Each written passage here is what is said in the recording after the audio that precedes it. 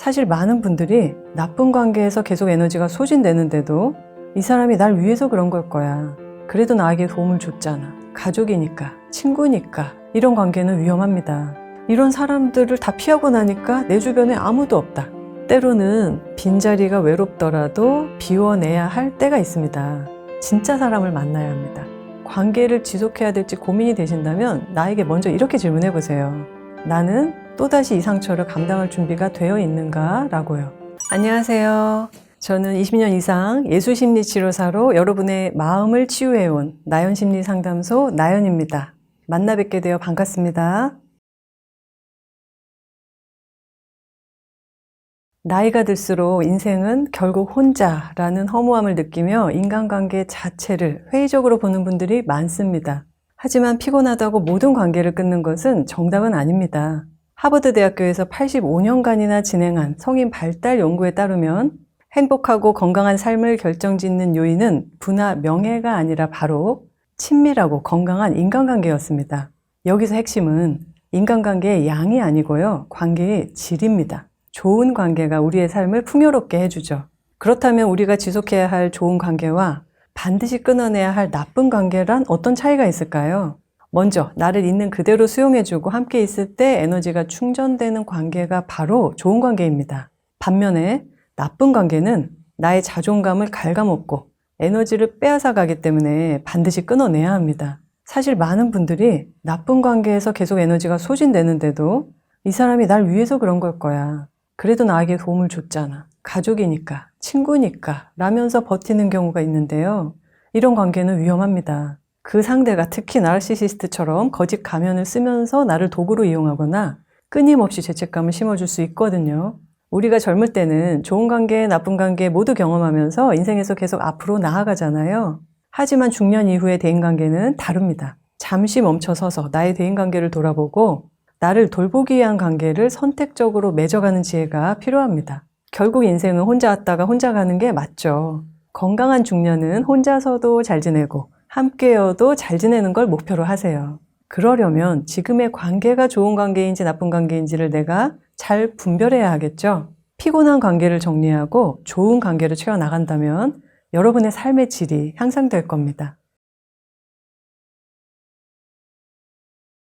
맞습니다. 이제 오래된 관계도요, 정말 시간이 흐름에 따라 조금 관계의 양상이 바뀔 수가 있는데요. 거리를 두어야 되는 어떤 그 시점을 이렇게 여러분이 기준을 삼아 보시면 좋은데요.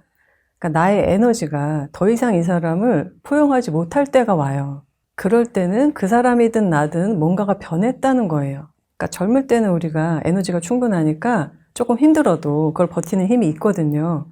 근데 나이가 들어서 내가 이제 더 이상 버틸 힘이 없는데도 오랜 친구니까라고 너무나 받아주시는 것도 절대 서로의 관계를 위해서 좋지가 않습니다. 그래서 그때는 적당한 거리두기가 필요하죠. 나이가 들어서 갑자기 오랜 친구를 우리 이제 절연해 라고 끊어내는 것은 이제 굉장히 서로에게 상처가 줄 수 있겠죠. 그래서 적절한 거리두기, 그리고 가끔씩 만나거나 횟수를 좀 드문드문 하는 것도 좋은 전략입니다.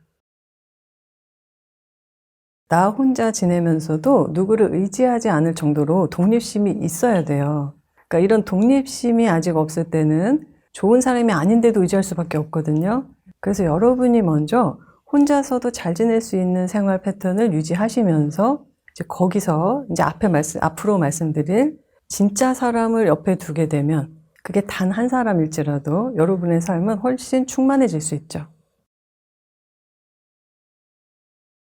인생 후반전에서 진짜 사람을 곁에 두는 것은 행복의 가장 큰 조건인데요. 제가 상담실에서 알려드리는 진짜 사람 구분하는 3가지 기준을 말씀드릴게요. 첫째, 나의 좋은 일에 어떻게 반응하는가. 사촌이 땅을 사면 배 아프다는 옛말이 있죠.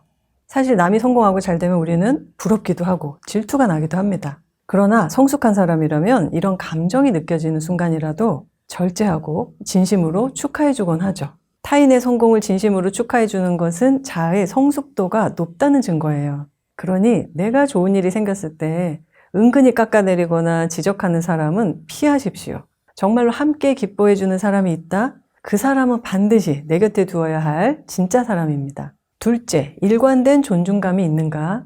진짜 사람은 기분이 좋을 때뿐만 아니라 화가 나거나 갈등이 있을 때에도 최소한의 인간적인 예의와 존중을 잃지 않습니다. 사람의 진짜 본성은 갈등 상황에서 쉽게 드러난다고 하죠.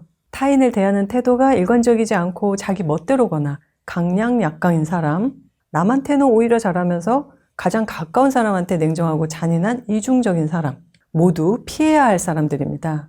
어떤 사람한테도 한결같이 존중하거나 적어도 존중하려고 노력하는 사람은 진짜 사람입니다. 셋째, 나의 약한 면도 공유할 수 있는가? 사람은 누구나 완벽하지 않아요.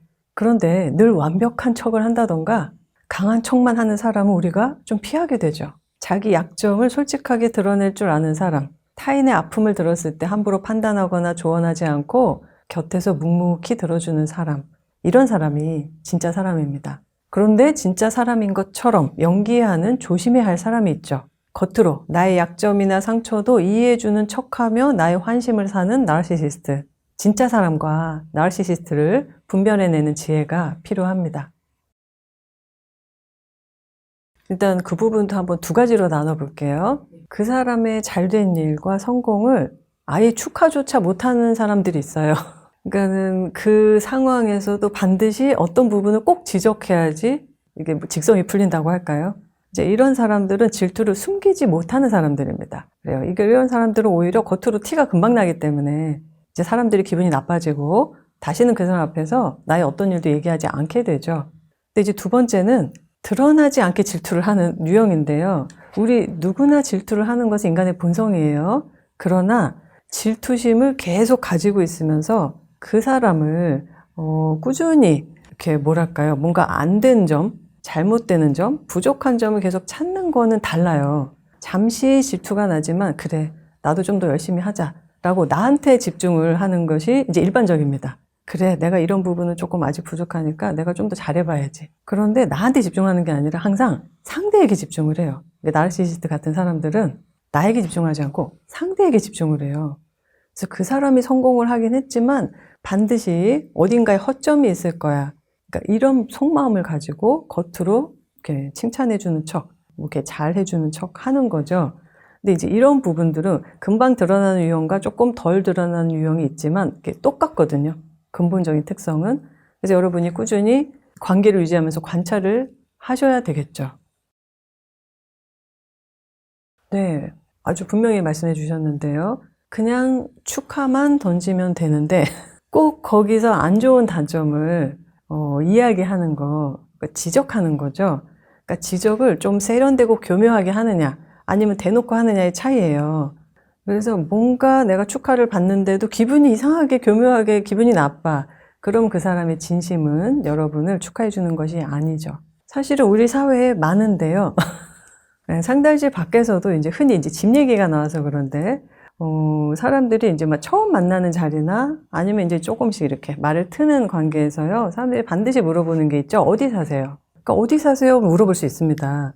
그런데 어디 산다라고 이제 이야기를 하면 거기서 어디 사세요? 어느 아파트 사세요? 몇 평이에요? 자가예요? 전세예요? 월세예요? 그러니까 한국 사람들이 약간 질문을 선 넘게 하는 경우가 참 많아요. 근데 이게 사실은 나르시시스트 문화인데 우리는 그게 이제 너무 만연하게 많이 듣다 보니까 그게 그냥 상식적이라고 생각하고 나도 모르게 계속 그렇게 상대의 정보를 캐묻는 경우가 있어요. 근데 이거는 굉장히 무례한 질문일 수 있거든요. 그래서 이런 부분은 우리도 나도 모르게 내가 습관처럼 하고 있는 어떤 패턴이 있나?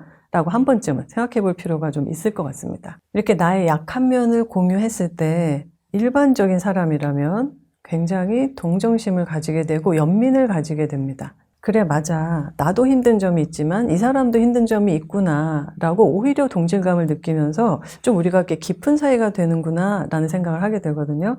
그런데 나르시시스트는 약한 면을 듣는 순간 반가워해요. 이게 공유하는 다른 감정인데요.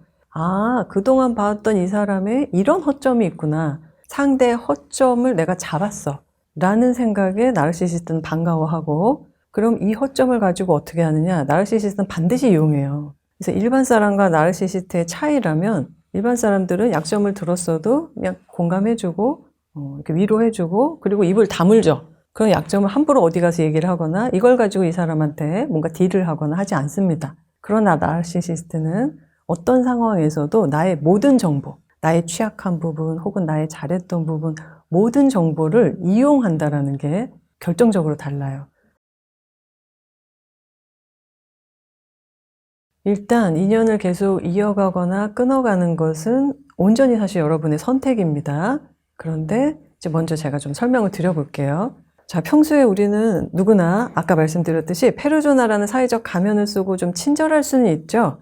근데 이제 위기 상황이 오게 되면은 이제 이게 민낯이 드러나게 되는데요. 상대방이 나를 비난의 방패막이로 삼거나 아니면 자신의 이익만을 위해서 나를 가차없이 버린다. 이러면 이게 안타깝게도 그 사람의 진짜 본성입니다. 그러니까 평소에 몰랐던 그 사람의 이 낯선 모습 때문에 관계를 지속해야 될지 고민이 되신다면 나에게 먼저 이렇게 질문해 보세요. 나에게 또 다른 위기가 왔을 때 나는 또다시 이 상처를 감당할 준비가 되어 있는가? 라고요. 한 번 드러난 본성은 그냥 단 한 번의 실수로 치부하시면 안 돼요. 반드시 반복됩니다. 위기 상황 외에도 사람의 본성을 알 수 있는 또 다른 순간들은 무엇이 있을까요? 세 가지로 말씀드려 볼게요. 첫째, 돈입니다. 평소 돈을 대하는 태도를 보세요. 돈에 너무 인색하거나 반대로 돈을 매우 하찮게 여기거나 작은 이득 앞에서 비열해지거나 타인의 몫을 서슴없이 가로채려고 하는 사람. 돈은 심리학적으로 에너지인데요. 돈을 함부로 대하고 선을 넘는 사람은 우리의 에너지를 파괴할 가능성이 높으니까 절대 피하시는 것이 좋습니다. 둘째, 약자를 대할 때 태도를 보세요. 식당 직원이나 알바생처럼 자신보다 사회적 위치가 낮다고 생각하는 사람에게 함부로 대하는 사람은 피하세요. 언젠가 여러분이 약해진 순간에 똑같은 태도를 보일 수 있습니다. 셋째, 갈등을 해결하는 방식입니다. 자신의 잘못을 인정하고 진심으로 사과하는지 아니면 거짓 사과로 모면하거나 끝까지 남 탓을 하는지 태도를 보세요. 그 사람의 인격적 성숙도를 바로 알 수 있습니다. 이렇게 얘기하시는 분들 계시죠? 이런 사람들을 다 피하고 나니까 내 주변에 아무도 없다. 때로는 빈자리가 외롭더라도 비워내야 할 때가 있습니다. 그동안 내가 혹시 인간관계를 너무 소극적으로 해온 건 아닐지, 해로운 관계에 너무 오래 노출되어서 인간관계 자체가 힘들어서 피한 건 아닌지 나를 점검해 보세요. 특히 인생 후반전에서는요, 화려한 인맥이 중요하지 않죠. 진짜 사람을 만나야 합니다. 우리가 3, 3번이라는 말이 있잖아요. 네, 아주 쉽지만 진리이거든요. 누구나 사람 실수할 수 있으니까 한 2번까지 기회를 줘보세요. 이 사람이 만약에 똑같은 실수를 2번 이어서 3번, 4번 계속한다? 그러면 이제 실수가 아니라 성격이죠. 성격은 내 노력으로 바뀔 수 없는 것이기 때문에 이때는 그 사람의 성격을 파악하고 우리가 거리 두기를 하거나 아니면 적절히 끊어낼 준비를 하시는 것이 좋을 수 있습니다. 네, 심리학적으로 성격은 바뀌지 않습니다. 다만 그 성격이 가진 성숙도가 있어요. 그러니까 누구나 타고난 기질은 다양하잖아요. 그러니까 타고난 성격 자체가 좋은 성격, 나쁜 성격은 없어요. 근데 조금 더 건강한 성격, 조금 병적인 성격이 있을 뿐이거든요. 예를 들면 이제 우리가 나르시시스트라는 주제로 얘기하고 있으니까 나르시시스트라 하더라도 내가 열심히 노력하고 또 어떤 삶의 경험을 통해서 적어도 상대한테 피해를 덜 주려고 노력하는 나르시시스트가 있을 수 있고요. 나르시시스트이면서 자아성찰은 전혀 하지 않고 평생 계속해서 주변 사람들에게 피해만 가하는 악성 나르시시스트가 있는 거거든요. 그러니까 저는 나르시시스트와 관계에서 한 가지 기준을 말씀드린다면 악성 나르시시스트라면 반드시 끊어내라고 말씀드리고요.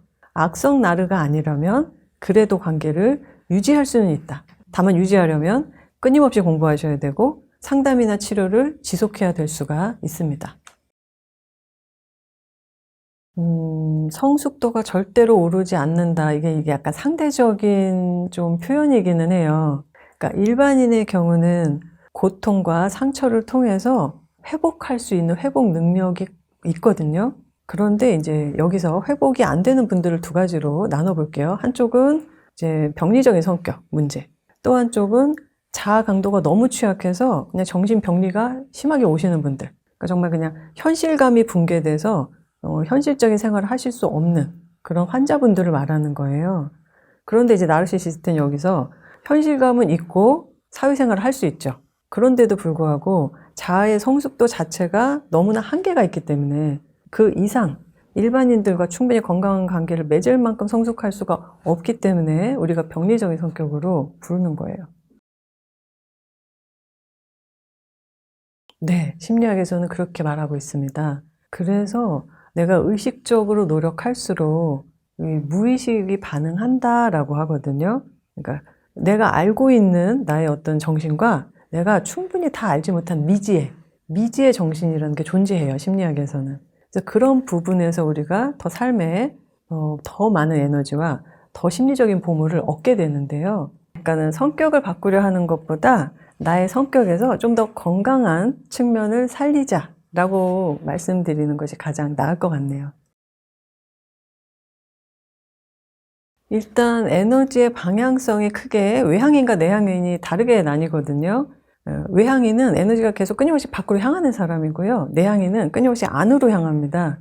그래서 사람을 만났을 때 에너지가 너무 많이 쓰인다. 사실 둘 다 많이 써요.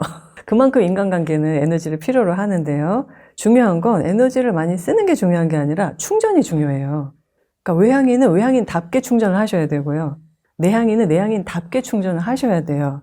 근데 이제 여기서 피해야 되는 사람은 내 에너지 충전을 이해를 못하거나 비난을 하는 사람들을 피하셔야 됩니다. 예를 들면 나는 사람들 아무리 피곤해도 사람들을 만나야 충전이 되기 때문에 모임에 나가요. 그런데 그걸 보고 너는 그렇게 피곤하다면서 왜 자꾸 모임을 가고 돌아다니냐, 그렇게 비난을 한다던가, 아니면 정말 나는 혼자 있는 시간과 공간이 꼭 필요한, 거기서 에너지를 충전하는 사람인데 너는 그렇게 맨날 집에서 아무 데도 안 나가고 사람 안 만나니 그렇게 성격 이상해지지, 이런 식으로 이제 비난을 한다. 그럼 이제 그 사람은 기본적으로 상대를 존중하지 않는 거죠. 그래서 중요한 건 에너지를 잘 충전하는 방법을 아는 것. 그것만 알아도 우리가 인간관계에서 힘든 소모하는 에너지를 잘 관리할 수 있습니다. 나이가 들수록 우리를 가장 힘들게 하는 사람은 멀리 있는 악당이 아니죠. 가장 가까운 곳에서 나의 선의를 이용하는 사람들입니다. 이들에게서 나타나는 공통점은요, 책임 전가, 그리고 정서적 착취입니다. 5060 분들이 가장 많이 호소하는 사례는 크게 두 가지인데요. 첫째, 충분히 자립할 능력이 있음에도 부모에게 경제적, 정서적으로 의존하면서 자신의 불행을 부모 탓으로 돌리는 자녀이고요. 둘째, 만나기만 하면 불평불만을 늘어놓으며 나를 감정 쓰레기통 취급하는 에너지 뱀파이어 친구나 가족입니다. 이들의 특징은 고마움을 모르고 나의 희생을 당연한 권리로 여긴다는 점이에요. 멀리 있는 악당은 우리가 살면서 쉽게 만나기 힘들고 설사 엮이게 되었다면 바로 법적 조치를 취하는 등 공권력을 행사할 수 있죠. 하지만 내 옆에 있는 에너지 뱀파이어는 우리가 쉽게 죄를 물을 수도 없고 법적인 대응도 어렵고 지속적으로 해로운 관계에 노출된다는 점에서 무섭거든요. 제가 20년 넘게 상담 현장에서 경험한 최악의 유형은 바로 죄책감을 무기로 사용하는 나르시시스트입니다. 예를 들어 평생 헌신한 어머니에게 엄마 때문에 내 인생이 이렇게 되었다, 엄마가 날 제대로 사랑해주지 못했잖아 라면서 과거의 상처를 무기 삼아 끊임없이 돈을 요구하고 정서적으로 학대하는 자녀들이 있습니다. 부모는 양심과 죄책감을 느끼기 때문에 거절도 못하고 노후자금까지 내어주지만 돌아오는 건 더 큰 원망뿐이에요. 이는 사랑이 아니라 명백한 정서적 착취입니다. 부모는 많은 것을 희생하고도 내 탓이라고 착각하게 만드는 자녀의 교묘한 가스라이팅에 갇히게 됩니다. 반대로 부모가 평생 자녀를 가스라이팅 하다가 이제 성인이 된 자녀가 자기 목소리를 내면 엄청난 분노를 표출하거나 난 그런 적 없다며 자녀의 고통을 외면하기도 하죠. 부모나 형제 등이 모두 나르시시스트적 성향이 강해서 그 가족 안에서 학대와 고통 속에 정서적 살인을 경험하는 분들이 바로 최악의 사례라고 말할 수 있습니다. 결국 꼬리가 잡히는 엄청난 범죄 사기극보다 더 끔찍한 건 가족이라는 울타리 안에서 벌어지는 은밀한 학대예요. 지금도 곳곳에서 외로운 섬처럼 버티시는 분들이 계십니다. 이런 나르시시스트가 가족일 때 우리는 어떻게 해야 할까요? 첫째, 기대를 버리세요. 내가 더 참고 노력하면 저 사람이 변할 거야 라는 기대와 희망을 내려놓으십시오. 나르시시스트는 성격 구조의 문제이기 때문에 내 노력으로 변하지 않습니다. 둘째, 단호하게 거절하는 연습을 하세요. 가족으로서의 최소한의 책임은 지겠지만 더 이상의 무리한 요구는 들어줄 수 없다고 명확히 선을 그어야 합니다. 셋째, 정서적 거리두기를 하세요. 가족과 연락을 최소화하면서 나의 일상을 보호해야 합니다. 에너지를 더 이상 뺏기지 마시고 가장 가까운 가족마저도 내 편이 아니라면 내가 스스로 나를 지켜야 합니다. 이제 조금 나이가 드시고 자녀들이 하나둘 이제 떠나는 이제 그 시기에 놓이신 분들이 이제 가장 고민하는 것은 나의 노후잖아요. 그런데 자녀가 그냥 성인이 돼서 독립해서 잘 살아주기만 해도 너무 고맙다 하고 하시는 분들이 많거든요. 왜냐하면 알게 모르게 부모한테 금전적인 요구를 하는 자녀들이 한국에 굉장히 많아요. 그거는 왜 그럴까요? 사실은 부모가 너무 지나치게 희생적으로 살아서 그렇습니다. 한국 부모님들이 자녀들이 성인이 되는데도 끊임없이 계속 지원을 해주시잖아요. 이제 그게 나쁘다는 게 아닙니다. 근데 이제 이런 자녀들이 계속 요구를 하다가도 좀 이렇게 부모의 상황을 보고 그래 내가 너무 이렇게 부모한테 계속 요구하는 거는 부모님의 노후를 망가뜨릴 수 있는 일이지 라고 이렇게 생각을 하는데 중요한 건 이제 결혼을 한 자녀들이에요. 결혼을 했는데 나르시시스트적 성향의 배우자를 만났다. 그리고 이제 그런 자녀들이 사위 며느리가 이제 집안에 들어오게 되면 이제 거기서부터 엄청난 파장이 일어나거든요. 그래서 여러분이 그러니까 무조건 뭐 사위나 며느리감을 반대하시기보다는요. 이들의 가치관과 그들이 어떤 집안 환경에서 자라는지를 보시는 게 중요해요. 근데 요즘 흔히 너무 이제 조건만 맞춰서 결혼하는 시대잖아요. 그러다 보니 눈에 보이지 않는 이 정서와 가정 환경을 간과하는 경우가 많거든요. 그래서 내 자녀한테도 그런 사람 보는 눈을 이렇게 길러라 라는 조언을 해주지 못하고 그냥 조건 맞춰서 해라. 이렇게 이제 얘기하시다가 보면 나중에 이제 그 후폭풍이 나한테 올 수 있습니다. 그래서 반드시 이제 성인이 된 자녀들한테 이제 인간관계를 통해서 사람 보는 눈을 키우고 주변에 좋은 사람들을 둬야 되는 거. 그 혹시라도 이런 조금 성격 문제가 있는 사람을 만나게 된다면 빨리 이제 전문가를 찾아가서 어떻게 대처하고 어떻게 관계를 정리해야 되는지 너는 상담도 받아봐라 라고 이제 부모님들이 조금 제언을 해주실 수 있다면 좋겠죠. 일단 한 가지 기준이 있어요. 성인이 된 자녀가 한 선택은 자녀의 책임입니다. 여러분이 책임지려고 하시면 안 돼요. 그러니까 정말 손주 때문에 마음이 아파서 내가 자꾸 도와주려고 하는 한국 어머니들이 많습니다. 그런데 사실 그 자녀는 고마워하지 않아요. 당연하다고 여겨요. 엄마가 이 정도 당연히 해줘야지. 아빠가 이 정도 해줘야지. 이것도 못 해줘. 그러니까 이렇게 말하는 자녀한테는 그 어떤 것도 해주지 마세요. 그리고 증여도 조심해서 하셔야 됩니다. 이제 흔하게 우리가 볼 수 있는 경우를 예를 들어 드릴게요. 일단 결혼할 때도 기본적으로 뭐 몇 억은 해야 돼. 이렇게 구체적으로 액수를 얘기합니다. 그러니까 부모가 부모 형편에 맞게 이 정도로 우리가 지원해 주려고 하는데 어떻겠니? 라고 얘기했을 때 아니요, 나는 뭐 2억을 원해요. 5억을 원해요. 아파트를 원해요. 이제 이렇게 이제 전혀 타협점 없이 이야기하는 경우는 참 많고요. 아니면 이제 결혼을 하고 나서 손주를 낳았는데 이제 손주를 데리고 방문을 해서 이거는 이제 우리 아이의 집이 될 거다라고 벌써부터 부모의 재산을 자기 것인 것처럼 그냥 웃으면서 얘기하는 경우 혹은 결혼하자마자 이제 어머니 혼자 이렇게 큰 집에 있을 필요가 뭐가 있어요? 이제 빨리 팔고 작은 오피스텔로 옮기세요. 그러니까 이렇게 여러 가지로 나의 어떤 결혼과 출산이 부모한테 계속 뭔가 이렇게 거래를 할 수 있는 어떤 조건이라고 생각하는 자녀들이 있어요.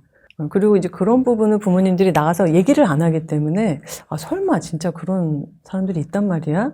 근데 여러분 주변에도 티나지 않게 부모한테 계속 욕을 하는 사람들이 있을 수 있습니다.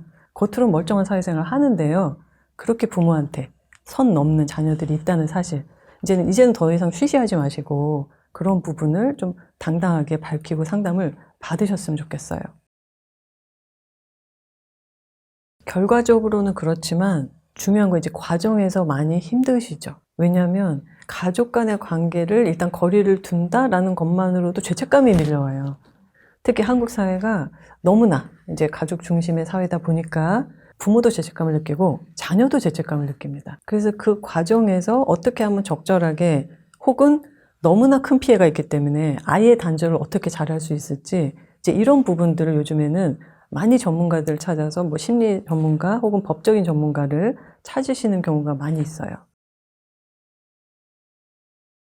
해로운 사람, 특히 나르시시스트처럼 가스라이팅을 일삼는 사람들에게 우리가 가장 많이 하는 실수가 있습니다. 나를 지키기 위해 오늘 이 3가지만은 꼭 기억하시고 절대 하지 마시기를 바랍니다. 첫째, 설득하려고 애쓰지 마세요. 해로운 사람들은 일반인과 다른 가치관과 상식을 갖고 있거든요. 그들은 여러분의 논리적인 설명을 듣고 이해하거나 공감한 능력이 없는 사람들입니다. 나의 기준으로 그 사람을 판단하시면 안 돼요. 내가 열심히 설명할수록 그들은 그것을 이용해서 다음 공격의 빌미로 삼습니다. 나의 모든 말, 그들에게 조종할 수 있는 정보예요. 침묵하거나 짧고 단호하게 사실만 전달하세요. 그들이 못 알아들으면 그대로 침묵하십시오. 여러분의 잘못이 아닙니다. 둘째, 그들을 변화시키려고 애쓰지 마세요. 많은 분들이 하는 착각이 사실 이건데요. 아, 내가 설명을 잘 못했나 보다. 이해하기 쉽게 잘 풀어서 얘기하면 달라지겠지? 지금은 저 사람이 기분이 좀 상해서 들을 여유가 없는 걸 거야. 이렇게 그들의 실체를 보고도 내가 노력하면 바뀔 거라고 생각해요. 그러나 나르시시스트처럼 심각하게 자기중심적인 사람들은요, 타인의 헌신과 희생을 당연한 권리로 여깁니다. 그들을 변화시키려 애쓰는 에너지는 결국 우리의 번아웃을 가져오죠. 에너지가 없는 상태가 바로 우울입니다. 나는 노력을 하면 할수록 에너지가 없고 무기력해지죠.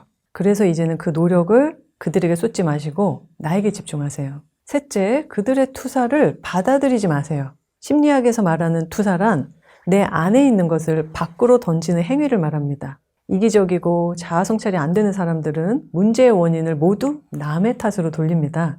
내 안에서 찾지를 못해요. 네가 문제야. 넌 왜 그렇게 예민하니? 라는 말들로 투사를 할 때 여러분이 지나치게 자책하거나 또 자신을 검열하게 될 수 있거든요. 이게 그들의 가스라이팅 수법입니다. 그들의 말을 진심으로 듣지 마시고 나를 조종하기 위한 투사라는 것을 인지하고 여기서 벗어나야 합니다. 이 세 가지만 멈춰도 상대는 여러분을 마음대로 휘두르지는 못하게 돼요. 진정한 승리는 상대를 바꾸는 것이 아니라 나의 대처 방식을 바꾸는 겁니다. 여러분의 에너지를, 여러분의 생각과 행동의 변화를 일으키는 데 쏟으세요. 최악의 유형으로 말씀드린 나르시시스트와의 관계를 정리하는 데 적절한 타이밍이란 언제일까요? 바로 지금입니다. 여러분이 상대가 나르시시스트라는 것을 알게 된 그 시점부터 분리를 시작해야 돼요. 망설이면서 더 버티신다면 나의 몸과 마음의 건강이 위험해질 수 있습니다. 내가 모든 노력을 다해도 상대가 나를 계속 비난하고 선을 넘는다? 그럼 이제 어떻게 관계를 끊어내야 할 것인가에 집중할 타이밍입니다. 대처법에서 가장 중요한 원칙은 거리두기인데요. 정말 많은 분들이 이렇게 말씀하세요. 마지막으로 사과를 받고 싶다. 억울해서 할 말은 해야겠다. 주변 사람들에게 다 폭로하고 싶다. 그런데 웬만하면 하지 마세요. 오히려 여러분이 아무 말 없이 멀어지는 것보다 역효과를 불러올 수 있습니다.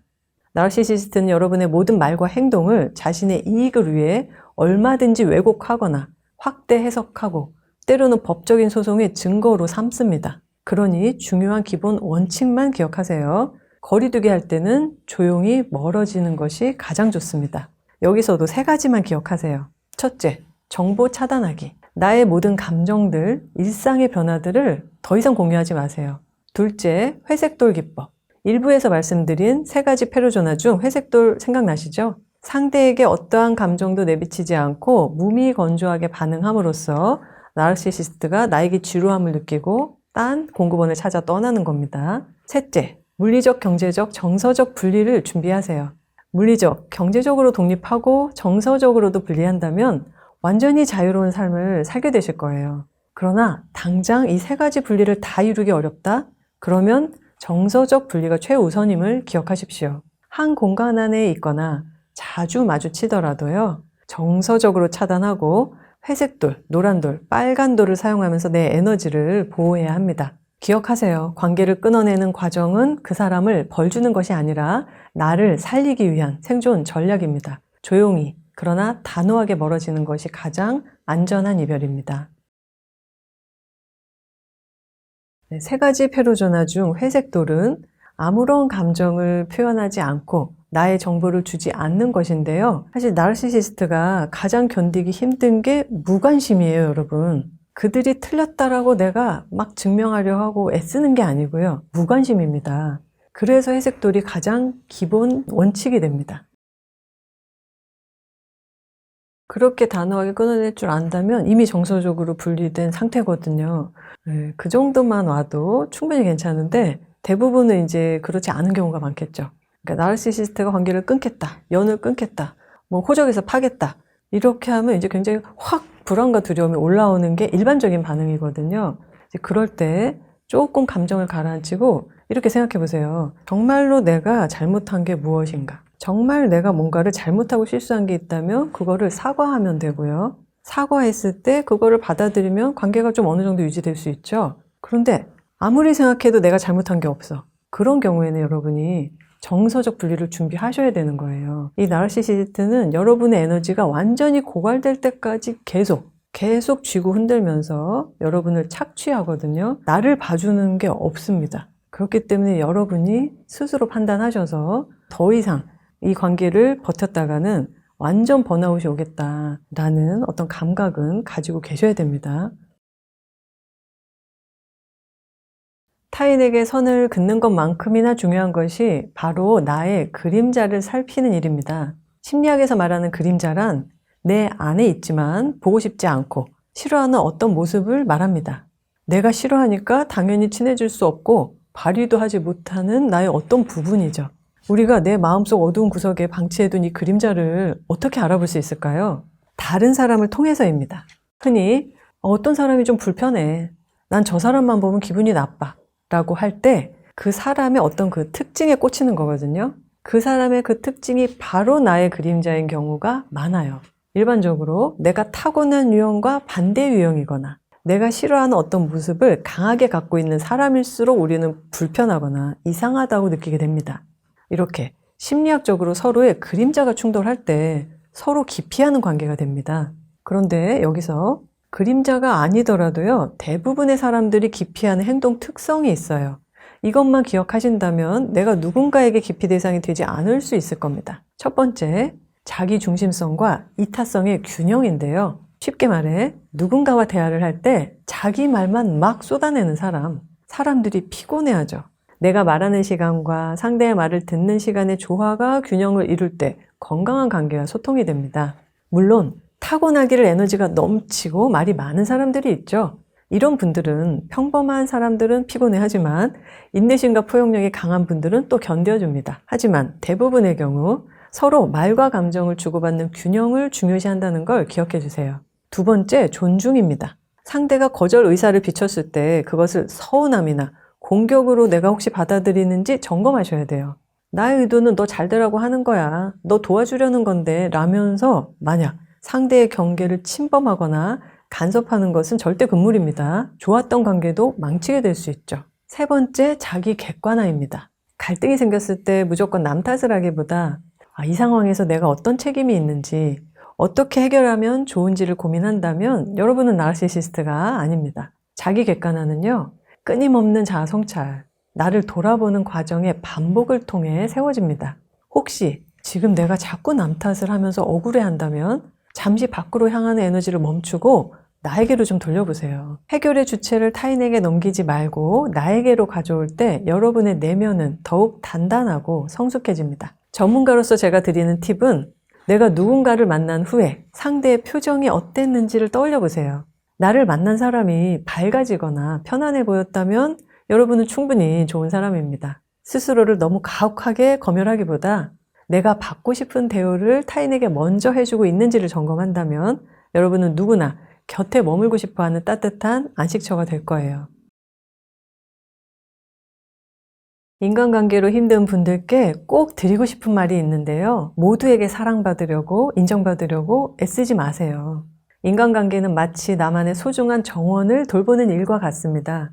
정원이 풍성해지려면 예쁜 꽃을 심기 전에 먼저 해야 할 일이 있죠. 바로 무성하게 자란 잡초를 뽑아내어 새로운 생명이 자라날 공간을 만드는 것입니다. 처음에 단호하게 뽑아내지 못한 잡초는 어느새 정원 전체를 뒤덮고 나의 소중한 시간과 에너지를 빼앗아갑니다.